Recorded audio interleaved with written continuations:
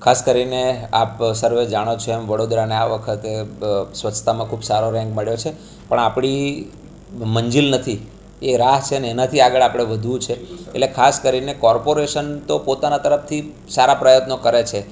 સફાઈ સેવકો માટે એમની નિયમિત હાજરી 2-3 ટાઈમ સફાઈ થાય અને એના માટે જે સાધન સામગ્રી જોઈએ એ બધું આપણે આપીએ છીએ.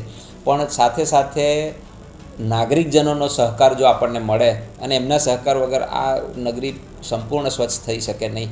એટલે એમના જાગૃતિના ભાગરૂપે ખાસ કરીને એમના અવેરનેસ માટે આજે આપણે એમને બોલાવ્યા હતા. અમે અમારા જે આખા સિટીના 19 વોર્ડ છે એ દરેક વોર્ડમાંથી પસંદ 5-5 જેટલા સોસાયટીના પ્રમુખોને બોલાવ્યા હતા. 100ની આજુબાજુના સોસાયટીના પ્રમુખો આજે આવ્યા અને ખૂબ સારી ચર્ચા એમની સાથે થઈ. કોર્પોરેશનની એમની પાસેથી શું અપેક્ષા છે એ અમે એમને સારી રીતે સમજાવ્યું અને એ લોકોએ મુજબ કરવાની અમને ખાતરી પણ આપી છે. સાહેબ, આ બેઠક પાછળનું મુખ્ય મકસદ શું હતો? એવું કહી શકાય કે ભાઈ સફાઈને બી વેગ આપવાનો હોય, કારણ કે એના માટે બી આપણી પ્રાયોરિટી છે. આપણી સૌથી મોસ્ટ પ્રાયોરિટી જ સફાઈ છે. કારણ કે જો આપણી આજુબાજુનું વાતાવરણ સ્વચ્છ નહીં હોય તો આપણા બાળકોમાં રોગથી માંડીને થઈ શકે. ને બીજું કે આ બેઠક કરવાનું એક કારણ એ હતું કે એ લોકોમાં સ્વચ્છતા માટેની પોતાની આગવી સેન્સ આવે કે ભાઈ આ કોઈ પણ જગ્યાએ કચરો આપણે ગમે તેમ ના નાખવો જોઈએ. આપણી આસપાસના આપણી પોતાની સોસાયટી સ્વચ્છ રાખીએ, પણ સોસાયટીની બહાર કચરો ના નાખીએ.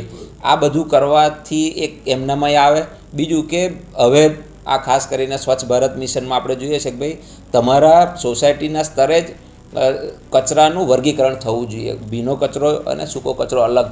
એટલે અમે એમને એ ખાસ સમજાવ્યું કે તમે તમારા ઘરેથી જ અમને અલગ કરીને આપો તો એનાથી ખૂબ સારું પ્રોસેસ કરવામાં સરળતા મળે. ને એ બાબતમાં એ લોકોએ અમને ખાસ સાથ સહકાર આપવાનું કીધું છે. એમાંની ઘણી સોસાયટીઓ તો આ રીતે પોતાને ત્યાં સેગ્રિગેશન કરે પણ છે.